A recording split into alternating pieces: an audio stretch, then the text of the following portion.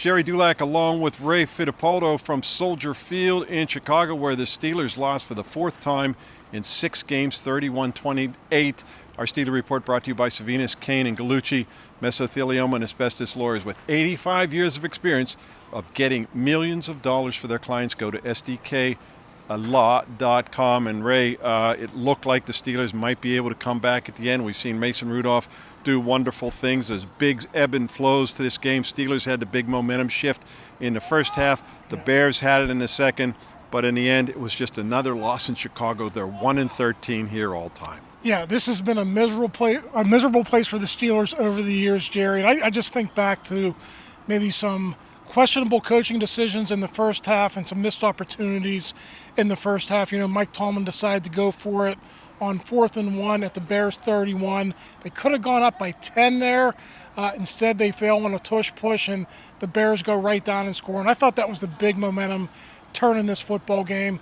They also got a field goal right before halftime to make it 21-17, and they scored the first touchdown in the second half. And after that, Gerry, the Steelers never felt like they had control of this football game. Yeah, Ray, and it started poorly for them. On the second play of the game, after the Bears scored a touchdown on the opening possession, Mason Rudolph throws an interception. The Bears then the Bears went down and scored, I apologize, to make it 7-0. But the Steelers came right back and went on a touchdown drive, and they scored. And then they get the T.J. Watt strip sack right here in the end zone that Nick Herbig recovers. And boom, all of a sudden the Steelers are up 14-7, and you think they're going to get on a roll. Caleb Williams was playing like he did last year, not the way he had been playing this year. So they go into halftime with a little bit of a lead. I think it was 24-21 at the half, 21-17. 21-17. Excuse me. And then the Bears, then Caleb Williams came out in the second half, what looked like a whole nother player. And who would have thought that sack would be the only sack of the game for the Steelers? The pressure was almost non-existent there, especially in the second half, Gerry. T.J. Watt talked about it after the game. They were getting wide open over the middles, their receivers were, and T.J. said there had to be a better pass rush. It wasn't coming from the outside, and it certainly wasn't coming from the inside either. Well, and the other thing that was happening, too, with Caleb Williams, too, Ray, is using a lot of quick play action. Mike Tomlin said this after, where he turned his back to the defense, turned around and had those quick strikes over the middle to Roman Odunze and then even to DJ Moore, and he was very successful with those plays. He threw 3 touchdowns. He didn't kill them overall, but he did in the second half, and they held the Bears in check rushing the ball, Ray. They came into the game with the NFC's second leading rush offense, 156 yards a game. Steelers held them to 99, which is representable, and they ran for 186, and they still lost the game. And you almost thought the Steelers could have run the ball more, especially in the first half, Gerry. They get off to the good start. I think Jaylen Warren had a 6 or 8 yard run on their first possession in the game, and then he calls a pass, and it's intercepted. I thought even in the second half, Gerry, they get a 6 or an 8 yard gain on first down, and then he calls a pass, and Mason Rudolph holds onto the ball, and he's sacked. And there were 2 3-and-outs to begin the second half, and they never really got their momentum back again after that. They tried to get back in it late, but at that point it was too late. So, Ray, of course, the big news of the day was the fact that Aaron Rodgers did not suit up for this game.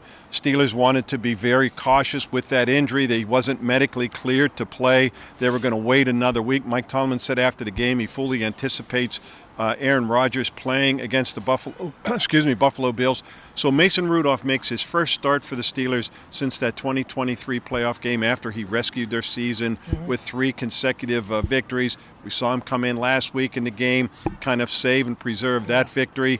And he had a decent game, 16-24, 171 yards, but 2 big turnovers, Ray. That interception to start the game, and then, of course, the strip sack later that the Bears, right at the start of the fourth quarter, turned into a touchdown. So 2 turnovers, they got 14 points and off. And they're driving for a potential go-ahead score there, so that was really hurtful. The Bears only had 2 sacks, but they were big sacks by Montez Sweat. Steelers just have to find a way to get back on track, Gerry. This defense is just hemorrhaging yards and points all season. The 5th time this season they've given up more than 30 points. That's the first time that's happened since 2013. And, Ray, they're giving up a lot of points per game, too. You have to go back a long way to see the last time they've been giving up what they're averaging right now. Yeah, 23.9 points per game this season. That's on track to be the most since 1988 when they gave up more than 26 per game. You know, Ray, the one thing we saw from this offense that is a little bit concerning, and certainly as free as Mason Rudolph seems to play, he never completed a pass longer than 21 yards, and that 21-yarder was his second completion of the game, and there was never one longer than that. There were just a lot of 4 and 6 and 7-yard passes. Kenny Gainwell once again led the team with 6 catches. He's become a big play guy for him, Ray. That 54-yard run looked like it was a touchdown. Replay review said no, he was down at the 1, but they scored right away. He's made a lot of big plays for them, but this offense is doing a lot of picking and pecking and dinking and dunking, and there are not, except for that run, there are no explosive plays. And DK Metcalf was hobbled for much of this game with an ankle injury. He had 5 catches for 22 yards. I want to say 3 of those came on the first drive of the game. After that, he was ineffective. Calvin Austin led the team in receiving yards, 4 for 36. Gerry, it's been a problem all season long. They don't have secondary receiving options to carry them, especially in a game like this when DK Metcalf is hobbled. And so, Ray, that's 4 losses in the last 6 games, as we mentioned. That once 3.5-game lead they had on the Baltimore Ravens, that's gone. They're both tied at 6-5. Steelers have the Buffalo Bills next week at home. Then they go to Baltimore to play the Ravens. This loss won't seem so bad if they can win those next 2 games, but that's a big if based on what we've been seeing lately. Yeah, it's down to a 6-game season. You got 2 against the Ravens, the first one in Baltimore on December 7th. The last one is the regular season finale. At this point, Gerry, they just want to make those games meaningful. I think this upcoming game against the Bills, we're also on a little bit of a slide, is a huge game for both teams. The Steelers are at home. They got to find a way to win. You know, Ray, I'd like to say that wraps it up from the hallowed grounds of Soldier Field, as our videographer Brian Batko would like me to say, except I was here back in the '85 season when the Bears were dominating the NFL, and that's when Soldier Field had charm and history, and now you look at this spaceship configuration. I don't really like it, but oh well, the Steelers don't like it here in Chicago either. They are now 1-13 in Chicago. They have 1 win here. That was 30 years ago in 1995, so they couldn't even celebrate the anniversary of that victory here today. For Ray Fittipaldo, I'm Gerry Dulac. You're watching Post-Gazette.com.